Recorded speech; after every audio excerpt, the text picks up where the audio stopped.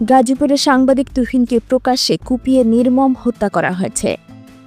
আপনারা শুনছেন মিলনের বাংলাদেশ, সাথে আছি আমি আয়েশা আক্তার। গত ৭ আগস্ট ২০২৫ রাত ৮:৩০টার দিকে গাজীপুর মহানগরের চান্দনা চৌরাস্তা মোড়ে এই নির্মম হত্যাকাণ্ড ঘটে। হত্যাকাণ্ডের শিকার সাংবাদিকের নাম মোহাম্মদ আসাদুজ্জামান তুহিন। তিনি দৈনিক প্রতিদিনের কাগজ পত্রিকার গাজীপুর প্রতিনিধি ছিলেন। তার বাড়ি ময়মনসিংহের ফুলবাড়িয়া উপজেলার ভাটিপাড়া গ্রামে। পুলিশ ও প্রত্যক্ষদর্শীদের বরাতে জানা যায়, তুহিন সাংবাদিকতার দায়িত্ব পালনকালে গাজীপুরে এক ব্যক্তির উপর প্রকাশ্যে হামলার ভিডিও ধারণ করছিলেন। এ সময় হামলাকারীরা তাকে ভিডিও ডিলিট করতে বলে।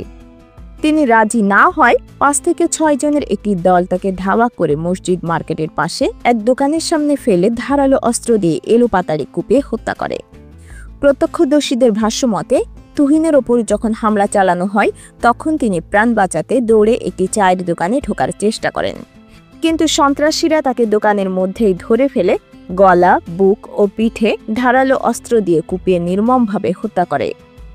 নিহত তুহিনের বড় ভাই অজ্ঞাতনামা ব্যক্তিদের আসামি করে বাসন থানায় একটি হত্যা মামলা দায়ের করেছেন।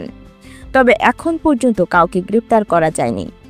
পুলিশের পক্ষ থেকে জানানো হয়েছে, সিসিটিভি ফুটেজ বিশ্লেষণ সহ তদন্ত চলছে এবং দ্রুত সময়ের মধ্যে দোষীদের আইনের আওতায় আনা হবে। এই নির্মম হত্যাকাণ্ডে গাজীপুর সহ সারা দেশের সাংবাদিক সমাজে তীব্র ক্ষোভ ও প্রতিবাদ দেখা দিয়েছে। তারা দ্রুত হত্যাকারীদের গ্রেপ্তার ও দৃষ্টান্তমূলক শাস্তির দাবি জানিয়েছেন।